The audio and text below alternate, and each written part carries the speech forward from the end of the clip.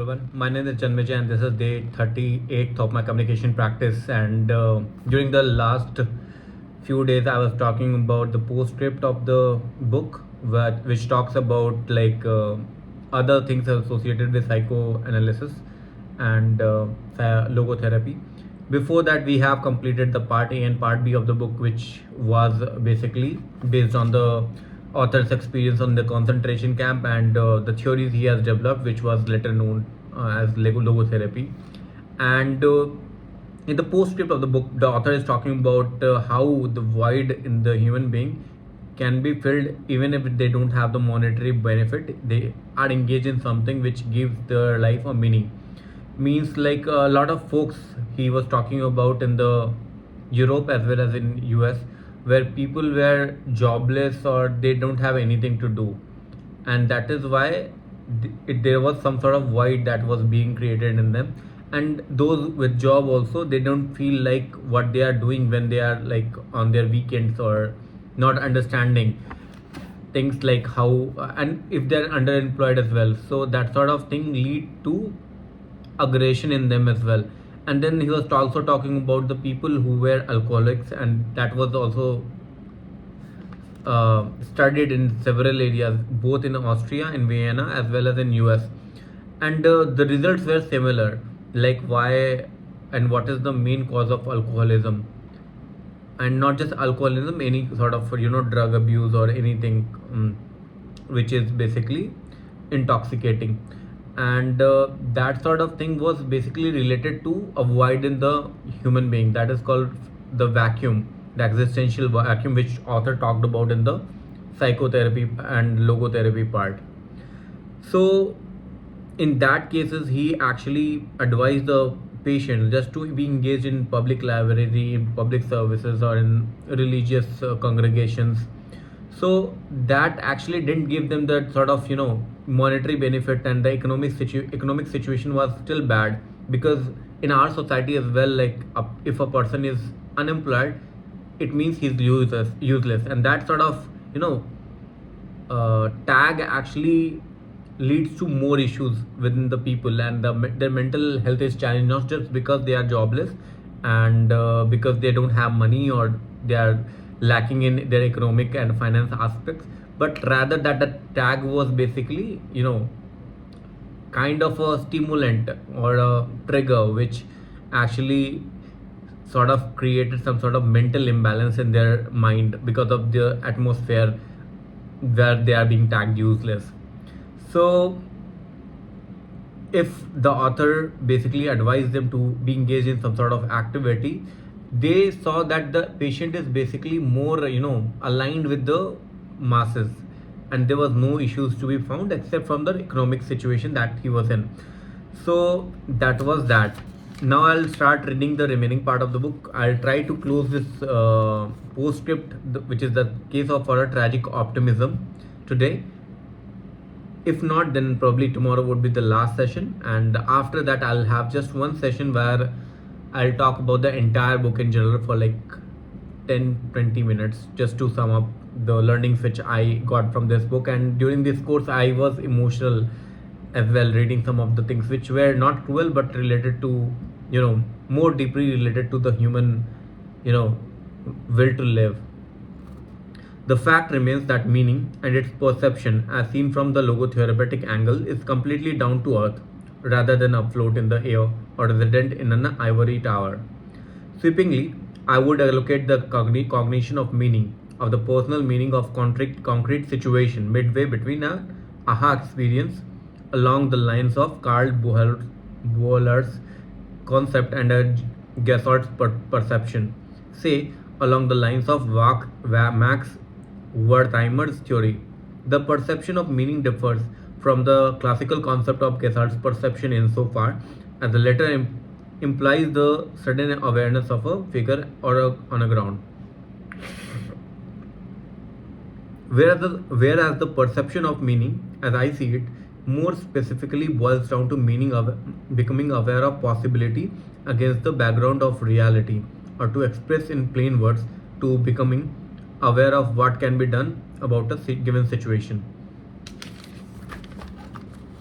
And how does a human being go about finding meaning?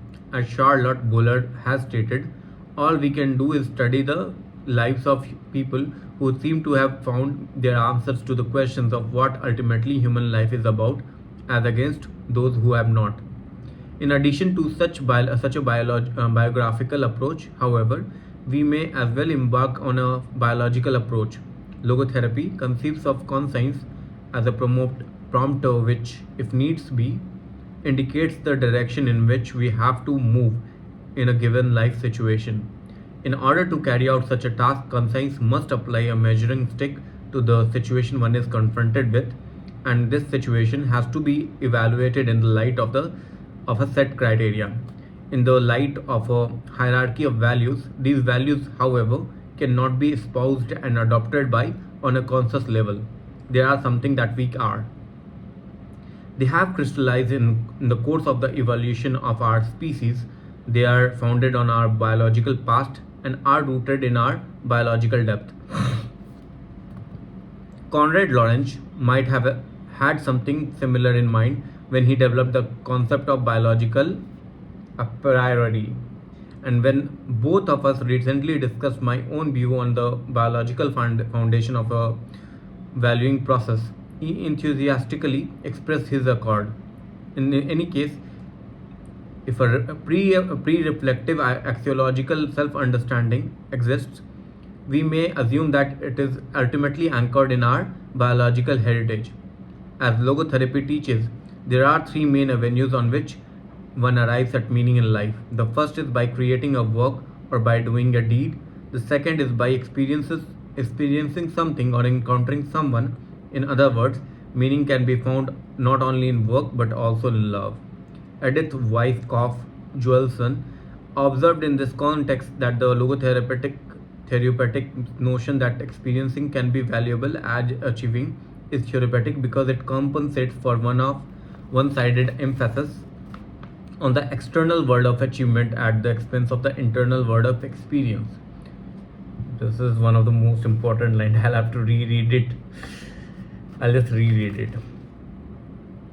Weisskopf Johnson observed in this context that the logotherapeutic notion that experiences can be as valuable as achieving is therapeutic because it compensates for one-sided emphasis on the external world of achievement at the expense of internal world of experience. Most important, however, is the third avenue to meaning in life. Even the helpless victim of a hopeless situation facing a fate he cannot change may rise above himself, may grow beyond himself, and by doing so, change himself. He may turn a personal tragedy into a triumph. Again, it was Edith Weisskopf Joelson who mentioned on page 118 once expressed the hope that logotherapy may help counteract certain unhealthy trends in the present day culture of the United States, where the incurable sufferer is given very little opportunity to be proud of his suffering and to consider it enabling rather than degrading, so that he is not only unhappy but also ashamed of being unhappy. For a quarter of a century, I ran the neurological department of a general hospital and bore witness to my patients' capacity to turn their predicament into human achievements. In addition to such practical experience, empirical evidence is also available which supports the possibility that one may find meaning in sufferings. Researchers at the Yale University School of Medicine have been impressed by the number of prisoners of war of the Vietnam War who explicitly claimed that although their captivity was extraordinarily stressful, filled with torture, disease, malnutrition, and solitary confinement, they nevertheless benefited from the captivity experience, seeing it as a growth experience. So here they are finding meaning of the suffering. But the most powerful arguments in the favor of a tragic optimism are those which in Latin are called argumenta ad hominem. Jerry Long, to cite an example, is a living testimony to the defiant power of human spirit. As it is called in logotherapy. To quote the Texarkana Gazette, Jerry Long has been paralyzed from his neck down since a driving accident which rendered him a quadriplegic 3 years ago. He was 17 when the accident occurred. Today, Long can use his mouth stick to type. He attends two courses at community college via special phone. The intercom allows Long to hear both and participate in class discussions. He also occupies his times by reading, watching television, and writing.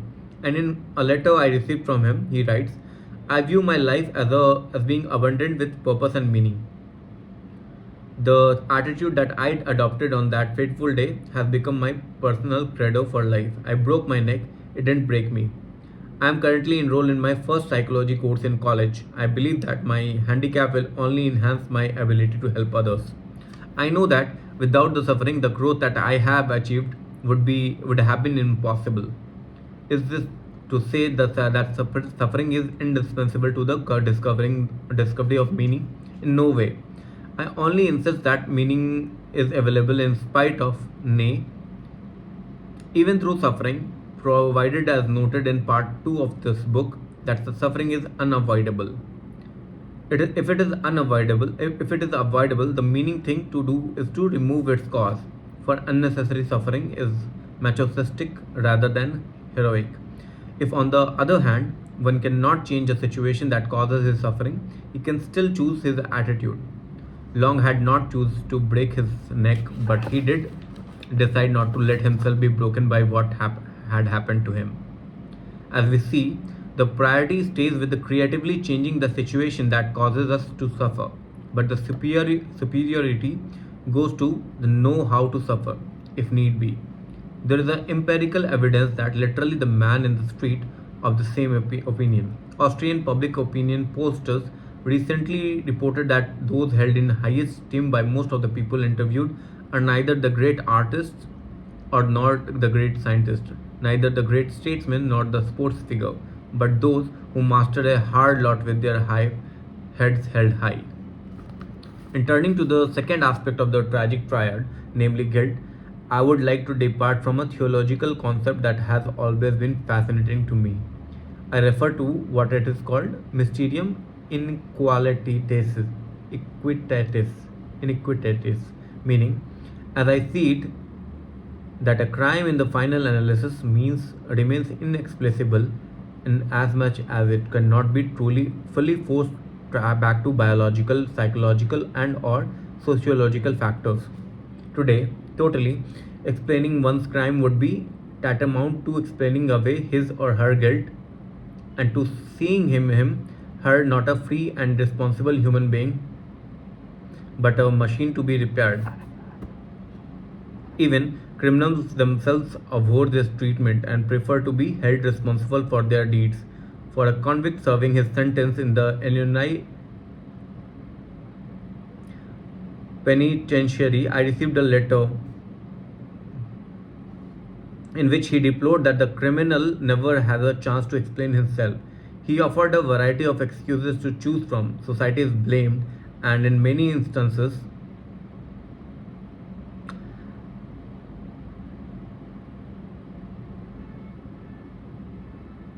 the blame is put on the victim. Furthermore, I addressed the prisoners in San Quentin. Furthermore, when I addressed the prisoners in San Quentin, I told them that you are human beings like me, and as such, you were free to commit a crime to become guilty. Now, however, you are responsible for overcoming guilt by rising above it, by growing beyond yourself, by changing for the better. They felt understood.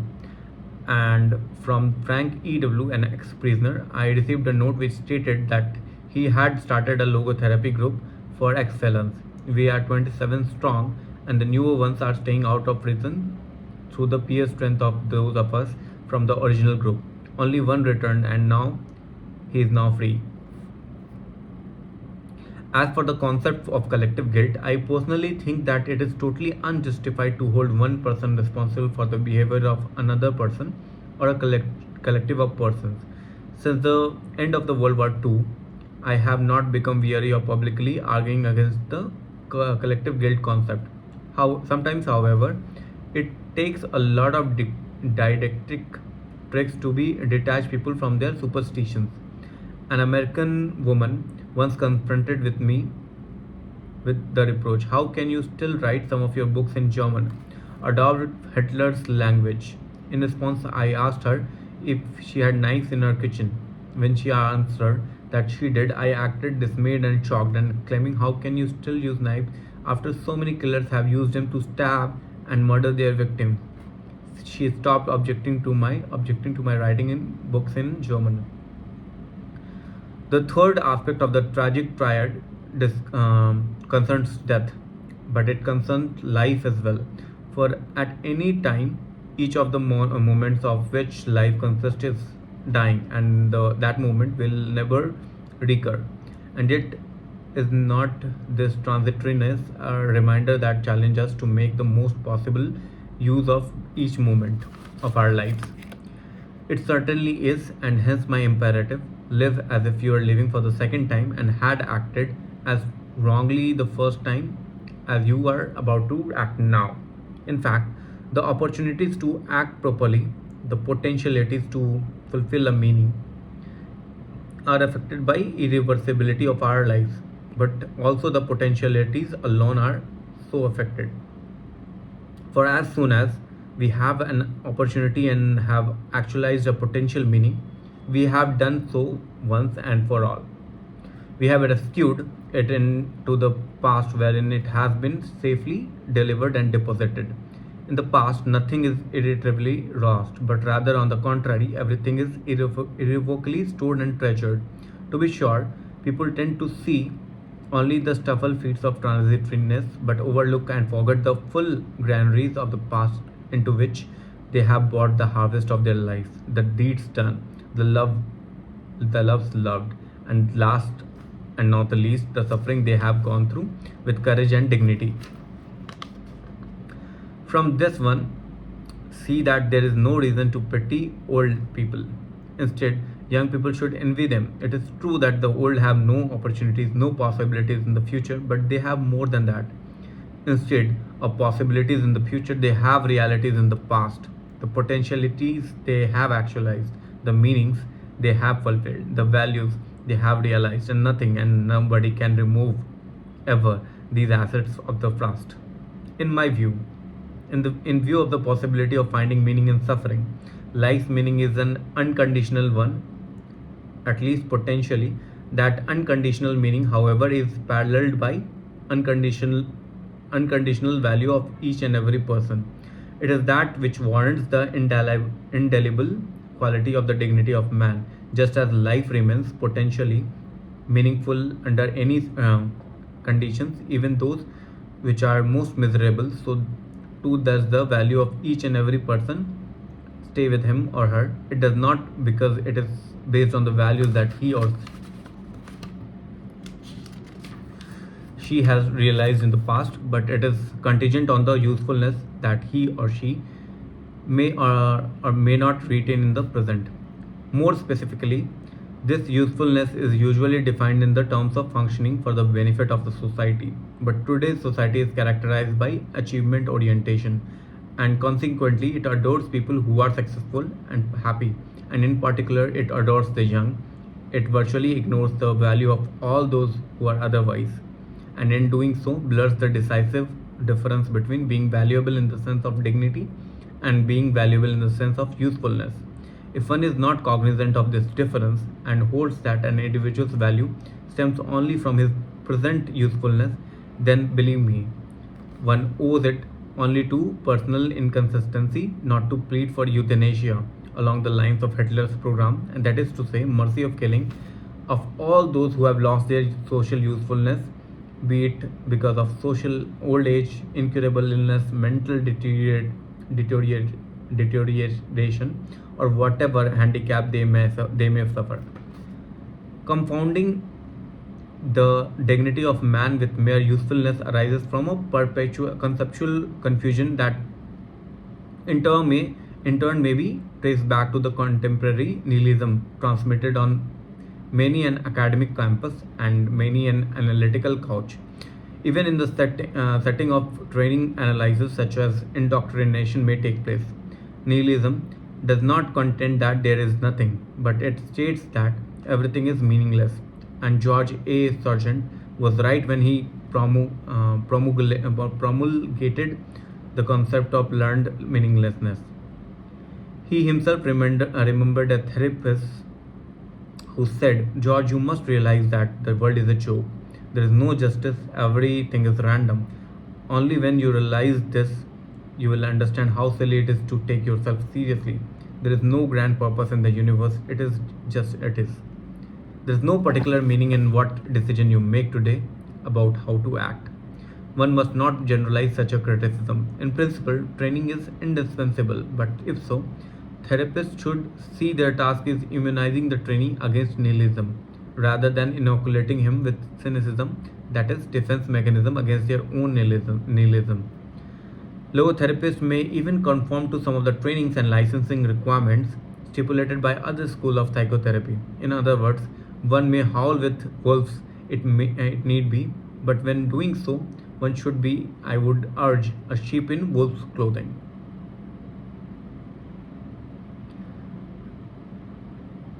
There is no need to become untrue to the basic concept of man and the principle of philosophy of life inherent in logotherapy. Such a loyalty is not hard to maintain in view of the fact that, as Elizabeth L. Lucas once pointed out, throughout the history of psychotherapy, there has never been a school as undogmatic as logotherapy. And the First World Congress of Logotherapy, San Diego, California, November 6 to 8, 1980, argued not only for the rehumanization of psychotherapy but also for what I call the disfiguration of logotherapy. My interest does not lie in raging parrots just rehash their master's voice, but rather in passing the torch to independent and inventive, innovative, creative spirits. Sigmund Freud once asserted, let one attempt to expose a number of the most diverse people uniformly to hunger. With the increase of the imperative urge of hunger, all in individual differences will blur, and in their stead will appear the uniform expression of the one unstilled urge.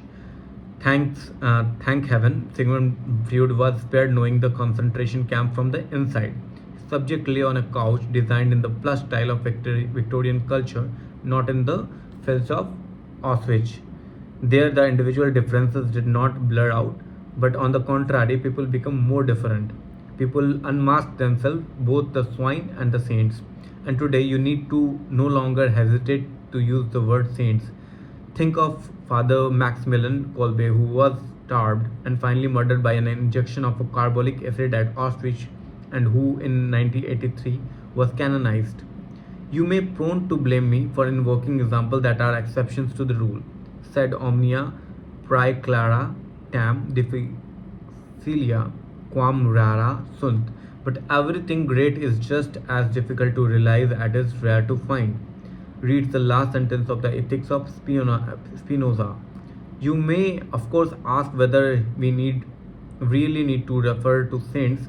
Wouldn't it suffice just to refer to decent people?